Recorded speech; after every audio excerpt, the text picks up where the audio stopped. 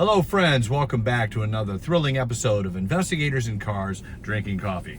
I'm your host, Mark Bernan, president of Complete Legal Investigations in West Palm Beach, Florida, joined once again by the inimitable and beautiful and talented Wendy Strom-Bernan, licensed private investigator, certified paralegal, co-creator of theprofitablepi.com, where we have our manuals for running a lucrative and profitable investigative agency. If you are looking to build a private investigative agency that will generate revenue for many years, then we want to encourage you to visit our website, theprofitablepi.com, where we have our manuals available to those of you who are interested in building an ongoing sustainable business.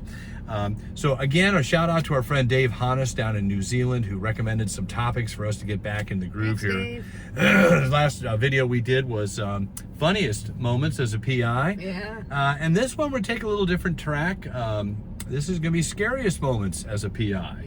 Because while there are many humorous and funny events that happen in the course of a career, there's some not so funny events.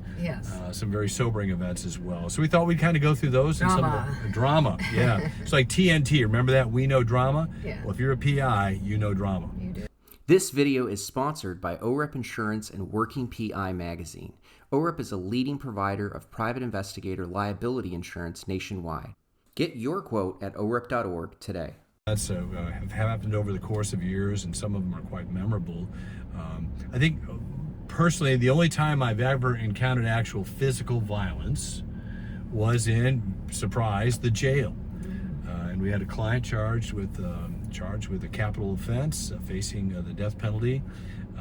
And we were there in a meeting, two attorneys and I, one a female attorney, the lead attorney, a male attorney, and myself were sitting around a table with the client who launched himself at the lead attorney and broke his nose.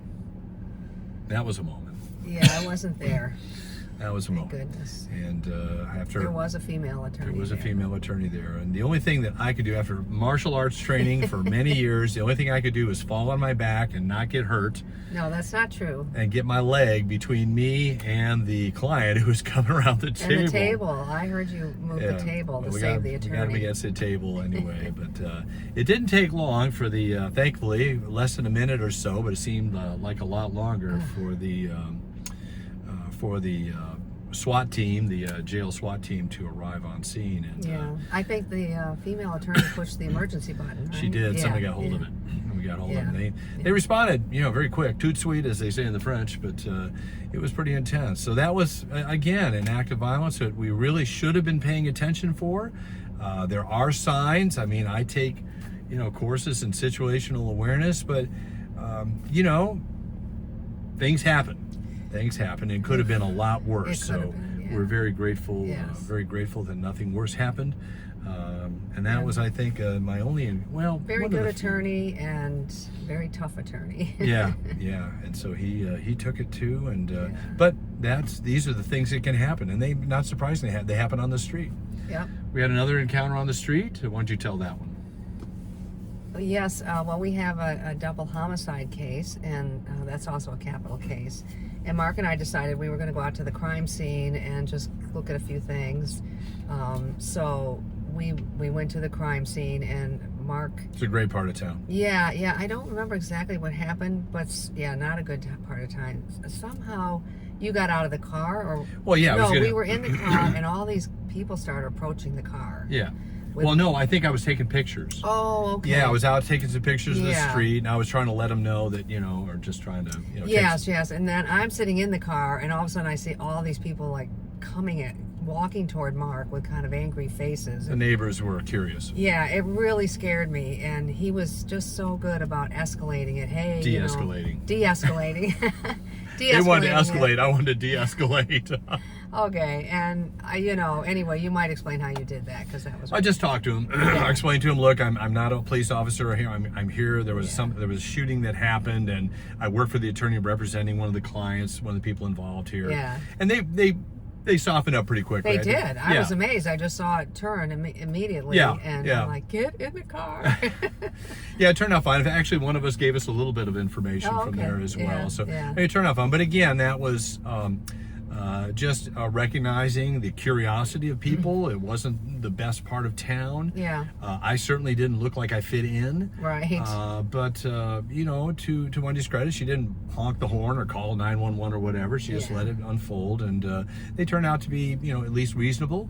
And I didn't hang around, but we were able to get some information, get the photographs we needed to get, and get out of there. So not a surprise, but again, a tense moment. For me, it was very tense. I didn't like it. No, and again, de-escalation. Yes. Being able to lower the temperature when emotions are high, suspicion is high. Yeah. I think that's one of the things you have to learn, particularly if you're doing criminal defense or even surveillance work. Yeah.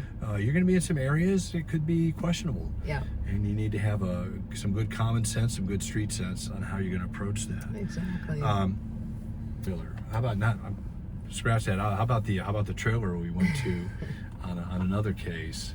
Yeah, that was a capital case, and we went to go visit the mom. Yeah, the client's mother. And there was another little, like a niece there. I think she was about 7 or 8, and she did speak English, but she proceeded to tell us that one night people were driving by, and not long before we'd been there. Yeah, she showed us bullet holes in the trailer wall.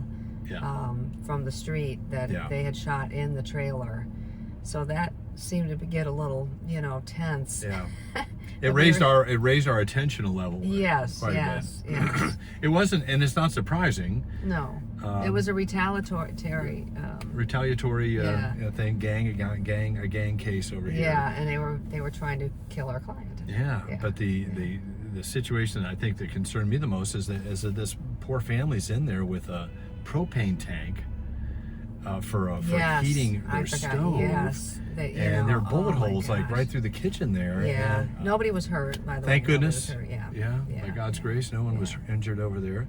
But that's a sobering moment you walk into. We're not there during an act of violence, but violence had been there. Yeah, definitely. And that little girl, telling us about it, that was chilling. That was. Yeah. Now, here's a little girl, 8 years old, minding her own business, trying to grow up, and it happens. So it really gives you some empathy for some of the families that get wrapped up into these cases here. And not all scary moments are criminal cases, right? No. Mark no. had one doing an investigation on an accident scene.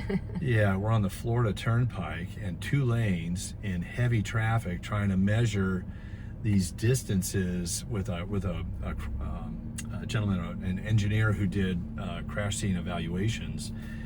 I will never do that again. We're with markers. We've got cones. We're wearing bright reflective gear, and cars are literally driving right next to us, and some of them, are honking to startle us. I will never do that again. Oh my gosh. I know it's not like you're at an intersection, and this is a heavily trafficked. When they need 4 lanes, and they've got 2. Yeah. So. And you had an expert witness. And an expert there, Bob. Bob was with us there. Did this all the time. Yeah, he did this. I said, well, I'm not doing it anymore. Find yourself another sucker. Yeah, that was, man. Now, we're not talking about violence. We're talking roadside. Yeah. We were like roadkill out there. Yeah. I learned some things over there. I don't have the nerve for that. Yeah. I guess some people do, or they mark stuff off over there. But, man, unguarded with some of these people...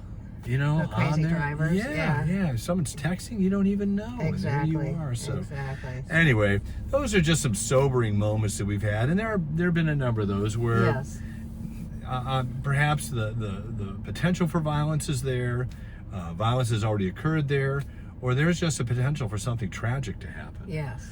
And this kind of in the middle of things, aren't we? Yeah, you really are. Drama happens. Yeah. One of the things about being a criminal defense investigator is you're there long after the bodies have been removed. Yeah. So I certainly respect law enforcement officers who have make a career of going into domestic situations, or dangerous situations. Yeah. And God bless them, but they're decked out in protective gear. They're armed to the teeth. They've got backup units, and most PIs go into those neighborhoods really either unarmed or discreet. Certainly no body armor, because we don't want to look like police officers. Exactly. And things happen. And and I have fellow investigators who've been involved in situations where random violence just broke out while they were there. Wow. So it is something. It is not for everybody. Yeah. I tell you what, I enjoy reading about it and watching it much more than actually doing it. Exactly. You know, but to be honest, most of the time it's pretty benign. It is. We're not there at 3 o'clock in the morning for the most part. Right. Though we were. Oh, that's another story. Snake Man in Pahokee. Yeah, you have to come back and tell the story of yes, Snake yes, Man yeah, in Pahokee. Yeah. I know so many stories are flashing through I my know, mind right I know. now as we But start we just want reminiscing. But we yeah. just want to kind of give you the highlights. So Yeah. I think some of the lessons learned: be alert. You know, you need some situational awareness. You really do need to be what they call watching your six, watching your back, head on a swivel, looking for signs from someone who's about to escalate, learning how to de-escalate. A soft voice. I think Proverbs 15:1 says, "A soft answer turns away wrath." Yes. Being polite. One of the things I've learned is I am deferential to people. I call everybody sir or ma'am. Right. Because we can't demand respect or, compliance. No, Yeah. we're not officers. We can't threaten them. Yeah. If I can't, we're going to subpoena you, okay, whatever. We're trying to elicit their cooperation. Right. So these are things that you have to build into your toolbox. Anyway, enjoyed sharing some of that with you. Yes. Again, visit our website at theprofitablepi.com and avail yourselves of some material that we've gathered over 25 years of investigative experience running a business. Take the opportunity in 2026 to turn your business into a profitable investigative agency. I can't tell you, the work is fun, the clients are interesting, but it's always better when you're making money. Always. Always. So, and that what can provide. It can provide a very nice lifestyle for you. And so we encourage you to participate in that. Join us again for our next episode of Investigators in Cars Drinking Coffee. And until then, we'll see you next time. Bye-bye.